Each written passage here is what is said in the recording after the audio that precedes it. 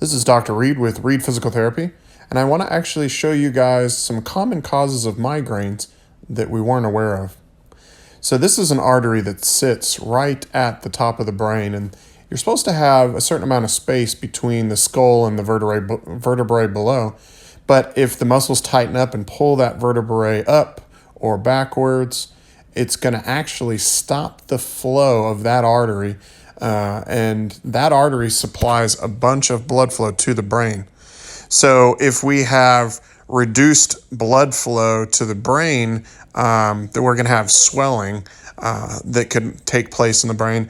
And then also the arteries have nerves around them, and they can actually swell up themselves and cause some issues. So now I want to show you another very important artery. This is the carotid artery. Everybody's heard of that. You can see that's really big here. It supplies 80% of the blood flow to the brain. So if this thing's entrapped, then it can make a huge difference on blood flow to our brain. So one of the muscles that does this very commonly is called the sternocleidomastoid. And I'm going to show it to you here. It's this really big muscle that's sitting next to it. And you can actually see that it's kind of surrounded by a bunch of muscles. It's this large V-shaped muscle that sits on each side of the neck.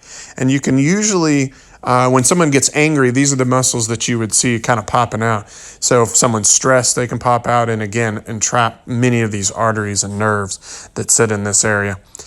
Now, whenever we have 80% of the blood flow not going to our brain by these muscles right here, or basically we could also cause symptoms such as dizziness, nausea, and then actually swelling on the brain, because if we're trapping the blood supply, you're going to then start to have you're not going to have a good flow of blood, and it's going to cause some swelling on the brain. All right, next I want to show you some veins here. So when we're looking at, you can see the blue ones are actually veins, and what you're going to notice is the veins will take the blood flow away from our brain, and of course arteries take it to our brain. So if we have those same muscles I showed you earlier causing some entrapment of the veins, what we're going to have is too much blood flow going in and not enough coming out. And so what we're going to have happen is we're going to have a swelling on the brain.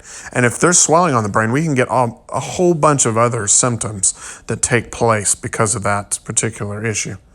Now, most people think if I can't figure out how to get rid of my headaches, it must be a tumor. But in reality, only 1 to 5% of headaches are of the dangerous nature that are being caused by something like that.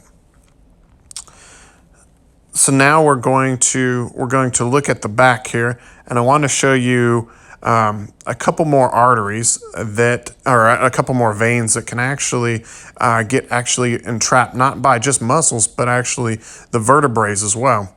So you can see this vertebrae that sits right here, or the edge of the vertebrae. It's the very first vertebrae that sits right at the top of your skull. And if that vertebrae is perfectly straight, we're in good shape.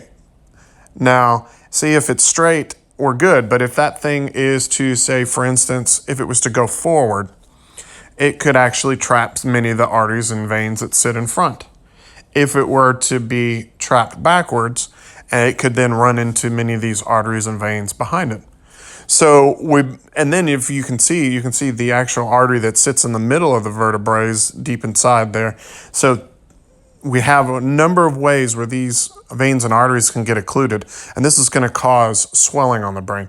It's very important to understand that the position of our skull and where our muscles sit can cause some of our migraines. Thank you for your time.